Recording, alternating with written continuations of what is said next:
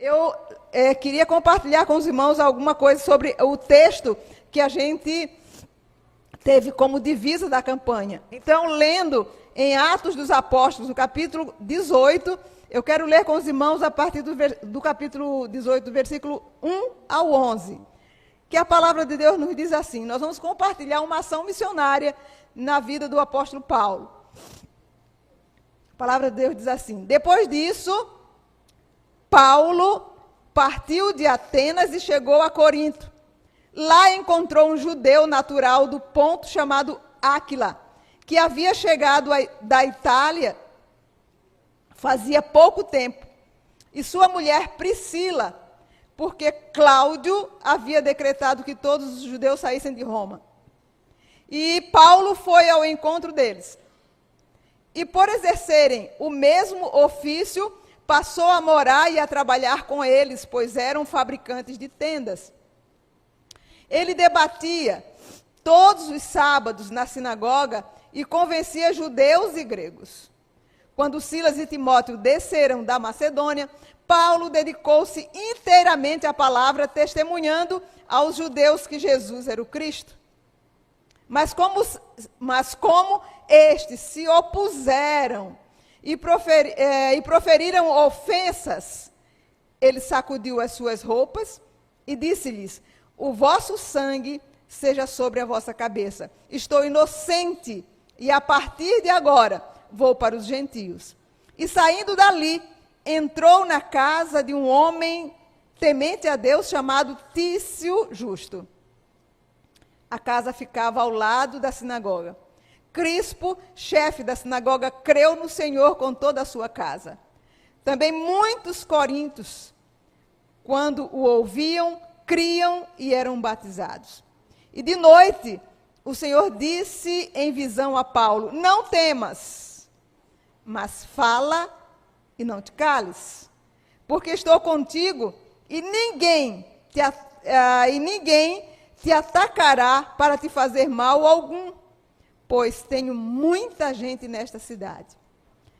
E ficou ali 1 ano e 6 meses, ensinando a palavra de Deus entre eles. Amém? Senhor, fala conosco pela tua palavra, nos desafia, precisamos de ti. Que a tua palavra toque em nossos corações, é a nossa oração em nome de Jesus. Amém. O texto que nós lemos aqui, irmãos, é o texto da divisa, mas, de repente, nem sempre a gente lê todo o texto, o contexto, para saber o que está acontecendo, as coisas que a gente precisa aprender e que receber os desafios para o nosso coração. Fala e não te cales. Nós nos apropriamos aqui no texto das palavras do Senhor, que foi levada para Paulo em visão para ele. E eu não sei se você entende isso, se você aceita, se você já passou por uma experiência igual, mas a experiência de uma visão de que Deus fala conosco, de que Deus é Senhor da obra, de que Ele faz aquilo que ninguém faz, Ele tem controle, Ele tem domínio sobre a sua obra, sobre o seu trabalho. E exatamente a gente se apropria aqui, porque essas palavras são do Senhor para Paulo. Fala e não te cales. Então, é dessa forma que a gente dá uma mergulhada aqui no texto, para saber o que a gente recebe desse texto, o que aprender com ele. E a gente percebe que no texto é a segunda viagem missionária do apóstolo Paulo. A segunda viagem, ele já passou por algumas experiências de ele ouvir, passa a Macedônia e nos ajuda, enfim. Ele chega, ele vai com Silas e Timóteo, e ele chega ali já em Bereia, em Tessalônica, e ele passa por toda essa região falando do Evangelho. Então a gente percebe, lendo o livro de Atos dos Apóstolos, lendo e percebendo a vida do apóstolo Paulo, a gente percebe que ele é um missionário de visão, de uma expansão missionária que é difícil a gente comparar. Mas, na verdade, ele tem dentro de si esse desejo essa motivação para expandir, para alcançar, para chegar em outras áreas. A gente percebe isso claramente, e aqui no texto anterior, no capítulo 19, Paulo, ele chega, a gente percebe aqui nos escritos anteriores, quando ele chega em Atenas, e aí a gente conhece aquele famoso discurso de Paulo em Atenas, quando ele vê a cidade completamente mergulhada em idolatria. E aí a gente compara, e passando por Juazeiro do Norte, passando pelas cidades em volta de Juazeiro do Norte, a gente sente um pouco disso, mas a gente percebe exatamente como Paulo sente em seu coração o desafio de compartilhar e não parar. E ele sai dali de Atenas, ele fala, houve rejeição, mas ele não para, ele vai para Corinto. Ele vai para Corinto, e o texto que a gente está lendo, que lemos aqui, é quando ele chega a Corinto. E aí eu queria que a gente analisasse uma ação missionária. O que acontece? Porque o que aconteceu no texto é a ação que ele chega em Corinto para falar. E aí, quando a gente lê hoje cartas de Paulo a Corinto, a gente nem sabe como é que começa, às vezes, a coisa, não é? É exatamente isso. Em cada igreja, não só aqui na primeira igreja, mas em todas as outras igrejas, a gente chega e há uma igreja estruturada, com toda a estrutura que a gente conhece hoje, a gente não sabe como a coisa começou. As dificuldades, o primeiro passo, a dificuldade que alguém viveu, alguém usou, que Deus usou alguém para que acontecesse. Assim aconteceu na vida do apóstolo Paulo. Ele chega em Corinto e ele está só, porque nessas caminhadas anteriores, Silas e Timóteo tinham ficado. Ele está só. E Deus trabalha de forma inexplicável. Lá, Cláudio determina que nenhum dos judeus poderiam permanecer mais lá em Roma, no caso na Itália. E um casal de judeus, que na verdade estavam lá, eles vão para Corinto também. Parece coincidência, né? Não é coincidência. É a forma que Deus trabalha. É a forma que Deus desperta pessoas. Porque havia uma necessidade. Paulo está em Corinto. O missionário está ali. E ele precisa de apoio, ele precisa de parceria, ele precisa de suporte. E é exatamente isso que a gente percebe no texto.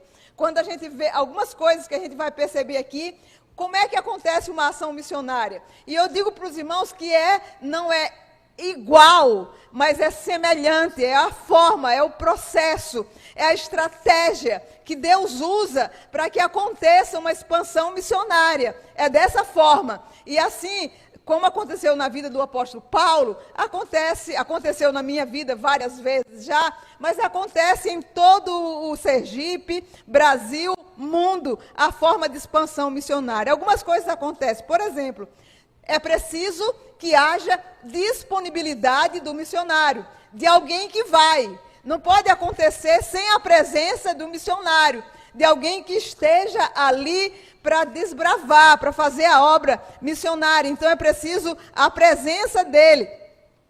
E essa presença do missionário é alguém que se disponibiliza. É alguém que, mesmo estando com muitas e muitas atividades, que está completamente ocupado, inserido em muitas ações, Deus chama. Ele chama e tem mais.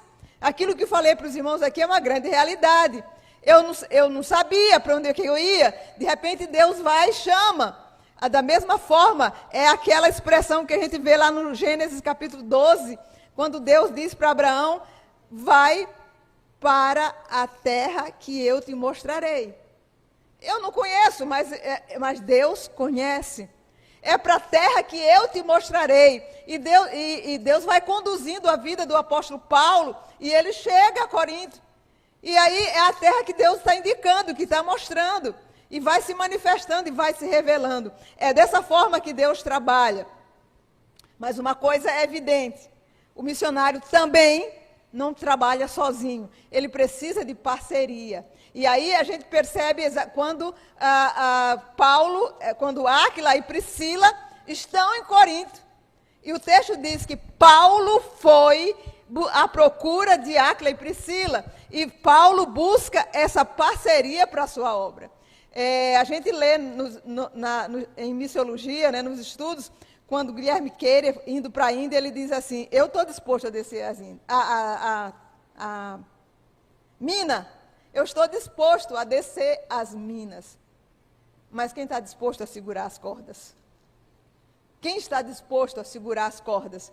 Quem desce a mina não pode descer sozinho, alguém tem que segurar as cordas para ele. E exatamente é o que a gente vê no texto aqui, a parceria de que o missionário precisa. Quando eu falei para os irmãos que um casal de Fortaleza doou material, lá em Araripe, a gente não tinha nada, lá, basicamente nada. Algumas igrejas de São Paulo e de Minas doaram ofertas, e a gente hoje tem uma caixa de som, dois microfones sem fio, e ainda teve oferta para a gente comprar um data show. Agora só falta o notebook, mas a data show para a gente, doação, parceria, de pessoas que entendem que é preciso somar. É por isso que a gente está levantando oferta de missões estaduais. É porque a gente entende que o missionário não faz nada sozinho. Precisa de parceria. É por isso que ele não vai de qualquer maneira para uma cidade para começar um trabalho. Nossa estrutura da Convenção Batista Brasileira, nós não podemos fazer nada por nossa conta assim. Nós temos uma estrutura, o missionário vai ter uma igreja mãe, né, pastor? Tem uma igreja mãe. Tem uma igreja sustentadora, uma igreja que dá apoio, que dá orientação para que o missionário permaneça e tenha como desenvolver o trabalho missionário naquele lugar. E assim, a gente percebe a parceria que aconteceu. Mas o missionário também, ele precisa desse apoio. Além de Áquila e Priscila, depois o texto vai nos mostrar que chegaram, Timóteo e Silas e Timóteo chegaram lá para dar esse suporte. E o texto nos diz claramente que quando eles chegaram, aí o apóstolo Paulo, que então fazia tendas, não é? Com Áquila e Priscila e muitos outros envolvimentos, ele então pôde se dedicar ao ensino da palavra, está lá no versículo 5, ele pôde se dedicar plenamente. E o que era? Qual é o conteúdo? O que é que o missionário faz para que aconteça a ação missionária? Nada, é simples, é pregar a palavra. Por isso, o desafio, fala, não te cales. Não tem muita coisa diferente não, irmãos. É pregar a palavra. É desafiar com a palavra de Deus, com a mensagem que transforma. Irmãos, é maravilhoso. Eu lembro lá em Araripe, Dona Lia, uma senhora de 82 anos. 82 anos. Evangelizando na casa dela, assim, na parede. Eu lembrei da minha casa, lá, da minha família, não é? Da minha casa, da minha mãe. As paredes cheias de imagens, completa. E começamos a fazer estudo bíblico com Dona Lia, e aí eu fui percebendo aos poucos quanto que ela ia entendendo, e a mente dela ia se abrindo para a mensagem. Quando eu fiz o apelo para ela entregar a vida para Jesus, ela disse, mulher, Deus me livre de não aceitar Jesus no meu coração. Mulher, Deus me livre de não entregar minha vida para Jesus. Mulher, eu quero ir para o céu. Eu disse, exatamente, Dona Lia. Só dessa forma. Mas, irmãos, o que a gente percebe, o que você percebe, é uma mente esclarecida com a palavra de Deus. Porque vivia assim, porque não conhecia nada. Mas agora resplandece a luz do Evangelho. Isso é necessário. Isso acontece pela palavra e a gente sabe disso. E a gente sabe disso, que só acontece através da palavra de Deus. Mas uma ação evangelística, ela tem as consequências também. Ela tem as consequências. Da mesma forma que aconteceu aqui no capítulo 8 de Atos, 18 de Atos, é a mesma coisa que acontece sequenciando. As consequências de quando se prega o evangelho, se levantam opositores. O que aconteceu aqui com Paulo, acontece com os missionários. Se levantam opositores. No versículos 5 e 6, a gente percebe isso aqui. Silas e Timóteo desceram da Macedônia. Paulo dedicou-se inteiramente à palavra, testemunhando aos judeus que Jesus era o Cristo. Mas como estes se opuseram e proferiram ofensas, ele sacudiu as suas roupas e disse: vosso sangue seja sobre a vossa cabeça. Estou inocente e a partir de agora eu vou para os gentios. É inevitável, se levantam opositores. Até que em Araripe a gente não percebeu muito isso, porque o tempo foi muito pouco também, não é? A gente não percebeu muitos opositores. Mas na minha experiência, em cada cidade que eu chegava, os opositores são grandes. Eu lembro que quando eu cheguei em Simão Dias, e lá em cima da igreja, a gente tinha, aquele tempo se usava aquelas umas cornetas que se coloca para transmitir, não tinha serviço de som bom, e colocava lá em cima. Eu pregava todo dia, quase, todo domingo, enfim, direto, e tinha uma igreja quadrangular, uma igrejinha pequena, quadrangular, próximo. E aí o missionário que estava lá, ele começou a mandar recado para mim, dizendo assim: olha, digam para essa missionária de vocês que fala demais aí em cima, digam para ela que eu estou orando para ela ter um câncer na garganta. Repare, irmãos. Sério, estou falando sério. São opositores. São opositores. Mas o Deus que a gente serve, ele nunca nos abandona. Nunca, nunca. Em Aquidabã, os opositores eram pessoas de outras igrejas, né? Igrejas, entre aspas. Eles saíam propagando na cidade. Eles diziam assim: ó, não vão para aquela igreja não, que aquilo ali não é uma igreja antibíblica. Porque é liderada por mulher, cuidado, viu? É liderada por mulher, antibíblica, não vão para essa igreja não, que não é de Deus não. E na verdade, irmãos, se levantam opositores. Não é fácil. Não pense que é tão fácil assim. É difícil. Se levantam sempre. E se não se levantasse, não seria verdade, que a Bíblia está mostrando para a gente. Se não se levantasse, não teria verdade. Mas, na verdade, levanta porque o inimigo está furioso quando se prega a mensagem do Evangelho. Porque é a única forma de mudar, de transformar vidas. Mas, além, quando a gente percebe que se levantam opositores, há muitas pessoas que aceitam o Evangelho. Há muitas pessoas. E é aí que está a questão. É a coragem, é a disponibilidade de se levantar. Porque acreditando de que não vai ter só opositores, só dificuldades, mas tem também verdade. De que a palavra é pregada e vidas são transformadas. Vidas são salvas. E a gente percebe aqui no versículo 8, que diz assim, no versículo 8, quando diz: Crispo, chefe da sinagoga, creu no Senhor, com toda a sua casa. Também muitos coríntios, quando o ouviram, criam e eram batizados. E aí nasceu a primeira igreja batista de Corinto, né? Primeira igreja batista de Corinto? Não é batista, né? A gente não pode dizer que é batista, né, pastor? Mas quase é, né? Quase é a primeira igreja batista de Corinto. Na verdade, nasceu a igreja de Corinto. As pessoas ouviam, criam e eram batizadas. Não tem só dificuldades, tem alegria de ver vidas salvas, transformadas. Se converteu Crispo, muitos coríntios foram batizados e assim aconteceu. Mas também aconteceu que lá, no versículo 11, lá no final do texto que a gente leu, Paulo ficou 1 ano e 6 meses fazendo o quê? Discipulando eles. Não é só chegar assim e falar e deixar. Não, tá bom. Eu converteu. Aqui a gente percebe claramente, irmãos, uma ação evangelística com intencionalidade. Uma das grandes dificuldades que a gente tem nos nossos dias. Vamos falar, vamos para ali, vamos sair na rua aqui, vamos rodar. Com qual intenção? Qual a intencionalidade? O que você quer com isso? Quais os resultados? Como cuidar disso?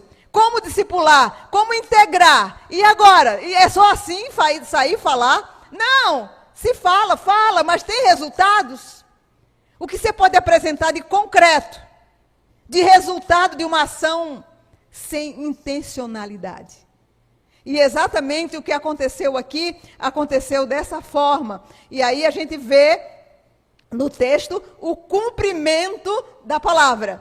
Eu saio, eu desafio, eu prego o evangelho, eu vejo resultados, mas não acaba aí. Deus faz a obra. E aí a gente vai ver para o restante do texto de Coríntios 18 aqui, sempre está mudando aqui, mas a gente percebe aquilo que Jesus falou no Evangelho de Mateus. Ele nos mandou ir por todo mundo, mas ele disse, mas eu estou convosco todos os dias. Pode ir, que você não vai só não. Pode ir, que a obra é minha. A obra é do Senhor. A obra é dele. O controle é dele. A gente precisa só entender e se colocar e se disponibilizar nas mãos do Senhor. Eu estou convosco. O texto de Coríntios, o Senhor encoraja a vida do missionário, quando ele diz, lá no versículo 9, ele diz assim, e de noite o Senhor disse em visão a Paulo, não temas, não temas, seja corajoso, não tenha medo, vá. E eu vou dizer para os irmãos, eu posso compartilhar isso para os irmãos. O missionário não tem medo não. Para onde Deus mandar ele vai, ele não tem medo não. E não acontece, na verdade, é o que a Bíblia diz aqui, é evidência. Alguém diz assim, você não tem medo de não? Não, de jeito nenhum. Eu sei a obra que Deus tem nas nossas vidas. Eu sei o que Ele quer fazer. Então o texto diz para a gente aqui, olha, o Senhor fala para Paulo, não tenha medo. Ele encoraja, mas Ele também desafia. Não tenha medo, mas fala e não te cales. Não se encolha, não se omita. Não tenha medo, mas fala. É o desafio de falar, de desafiar, de proclamar, de mostrar. É difícil? É, mas vai. Vai, porque é preciso ampliar essa visão. Deus amplia também a visão dele de futuro. Olha, não estou te mandando para fazer uma aventura, não. Não estou te mandando para fazer qualquer coisa. Vai, não tenha medo, porque na cidade tem muita gente. Agora, vai dizer, meu irmão, que você não sabe que aqui em volta, que na sua família, que na sua casa, que na nossa cidade, que no nosso estado, vai dizer que você não sabe que tem muita gente precisando ouvir o Evangelho. A gente chegou lá, estava difícil. O casal de missionário que estava lá em Araripe, eles disseram para a gente assim, eles já estão mais de um ano lá. Olha, a gente vai só para esse lado daqui, porque para esse lado daqui o povo não quer. Oi? Não, não é assim não. Não é assim. A cidade quer ouvir a palavra. Não sou eu e nem você que determina para que lado a gente vai, não. Deus direciona. Deus direciona. E nós tivemos 70 decisões em Araripe. E nós tivemos decisões de crianças. E nós tivemos muitas outras decisões. Deus direciona. Deus diz para que lado a gente deve ir. E ele disse para Paulo, não tenha medo, porque eu tenho muita gente nessa cidade. E ele estava falando exatamente, e você comprova na palavra. A gente está aqui hoje, a gente tem hoje a alegria de ter carta do apóstolo Paulo à igreja de Corinto. Não é? Então, uma igreja que foi iniciada, uma igreja estruturada, uma igreja que começou e que, na verdade, teve a sua funcionabilidade. Então, para mim e para você, fica o nosso grande desafio. Fala e não te cala. Escrevendo, o profeta Isaías, no capítulo 58, fala em nome de Deus para o povo de Israel, levanta a tua voz. Levanta a tua voz, fala, levanta a tua voz e proclama. E eu gosto de ler o texto quando ele diz assim, olha, 58 do profeta Isaías, clama bem alto e não te detenhas. Bem alto e não te detenhas. Levanta a voz como trombeta. Anuncia ao meu povo a sua transgressão e a linhagem de Jacó os seus pecados. É pela palavra. É pela palavra É pela palavra que nós vamos anunciar, que nós vamos proclamar. E a gente teria muito para dizer. A gente vai mergulhando lá no livro de Ezequiel, quando Deus chama Ezequiel e diz, olha, fala para esse povo. Fala. É um povo de coração duro? Sim. É um povo que está completamente vivendo no pecado? Sim. De coração endurecido? Mas fala. Porque eles hão de saber, quer ouçam, quer deixem de ouvir, eles vão saber que aqui teve um profeta de Deus no meio deles. Somos desafiados a falar, meu irmão. Como eu gostaria de dizer um pouco mais para os irmãos. Mas nós somos desafiados a sair da nossa desmotivação, do nosso, às vezes, até descompromisso, para ver o novo de Deus. O que Ele está fazendo? Um encerramento de uma campanha como essa que a gente fez aqui, tem que falar o nosso coração, tem que dizer alguma coisa. Tem que desafiar a nossa vida para um novo momento. Um momento de falar, um momento de dizer, não, tá bom, eu já falo. Não, partir para uma coisa diferente, para algo diferente, algo que seja realmente intencional na sua vida. Esse é o meu desejo do meu coração, o desejo para a sua vida, o desejo da igreja também. Eu sei que muito a gente teria para dizer agora, mas nós vamos deixar que o Senhor fale para o seu coração. Que Deus nos desafie a olhar para o texto da palavra de Deus e refletir e buscar o sentido não só para a minha vida, não só para a vida de alguém, mas para a sua vida pessoal, para a vida da igreja. Que Ele nos abençoe. Muito obrigada, igreja. Obrigada pelas orações, muito obrigada pelo carinho, pelos abraços que eu já recebi, enfim. Muito obrigada por tudo e porque eu sei que vocês ainda farão pela minha vida. Muito obrigada.